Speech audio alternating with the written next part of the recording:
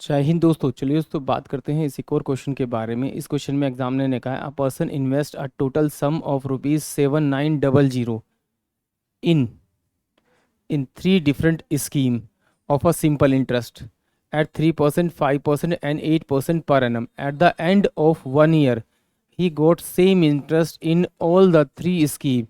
What is the money invested at 3%? यानी examiner ने कहा कि उसके पास 7900 रुपीज़ हैं। उसने तीन डिफरेंट डिफरेंट स्कीम में उस पैसे को इन्वेस्ट किया।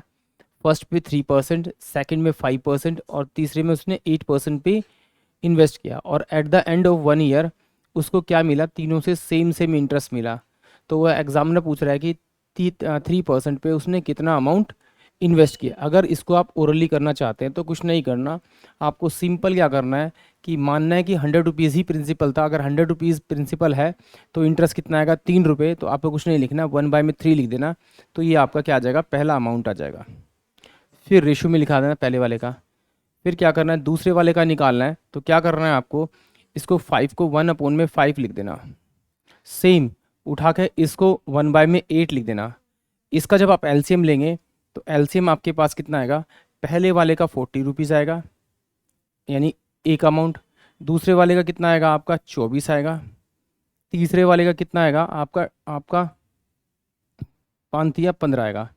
इन तीनों का आप सम करेंगे तो ये आपके पास कितना होगा? 5 × 4 = 9 और ये कितना होगा? 4 × 2 = 6 = 79 रुपीज़। बट एक्चुअली में अमाउंट है कितना टोटल मेरे पास में? आपका 7900। तो इसे किससे मल्टीप्लाई करना पड़ेगा? आपको 100 से मल्टीप्लाई करना पड़ेगा।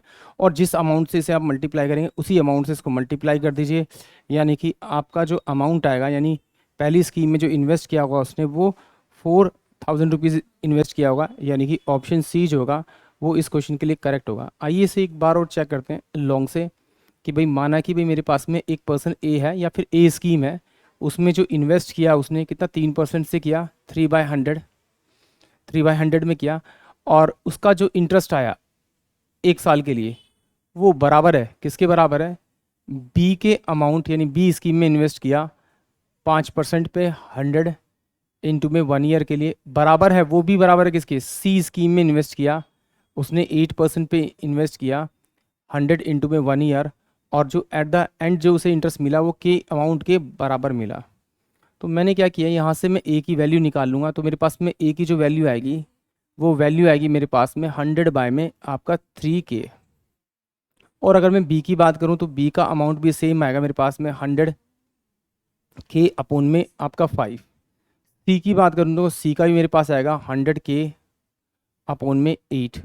जब मैं इसको सॉल्व करूँगा, रेशियो में रखूँगा, यानी इनके अमाउंट की रेशियो निकालूंगा, तो ये मेरे पास ए का कितना आएगा? 1/3।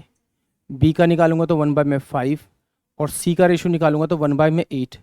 अगर मैं इनका एलसीएम लूँगा तो एलसीएम तो मेरे पास वही आएगा आपका। इन दोनों को मल्टीप्लाई कीजिए, यहाँ पे लिख दीजिए, ये 40 आएगा आपका रेशियो में। अब मुझे इसका निकालना तो इन दोनों को मल्टीप्लाई कीजिए तो ये 24 आएगा। अब मुझे इसका निकालना तो इन दोनों को मल्टीप्लाई कीजिए, ये 15। यानी कि इन सबको मैं अगर ऐड करूँगा तो मेरे पास 79 रुपीज़ आएगा। 79 रुपीज़ जो आएगा वो टोटल सम आएगा। बट एक्चुअली में सम जो है वो कितना है मेरे पास में? आपका 7900। क्योंकि ये तो सब मैंने एज्यूम किया है, तो इसे किस नंबर से मल्टीप्लाई करना पड़ेगा? 100 से मल्टीप्लाई करना पड़ेगा। जिससे आप इसे मल्टीप्लाई कीजिए उसी से आप ए स्कीम वाले अमाउंट को मल्टीप्लाई कर दीजिए। जैसे ही मल्टीप्लाई करेंगे आपके पास 4000 रुपीज़ आ जाएगा जो उसने ए स्कीम में इन्वेस्ट किया होगा। यानी कि ऑप्शन सी जो होगा वो इस क्वेश्चन के लिए करेक्ट होगा। आई होप आप सभी को क्वेश्चन समझ में आया होगा। जय हिंद, जय भारत।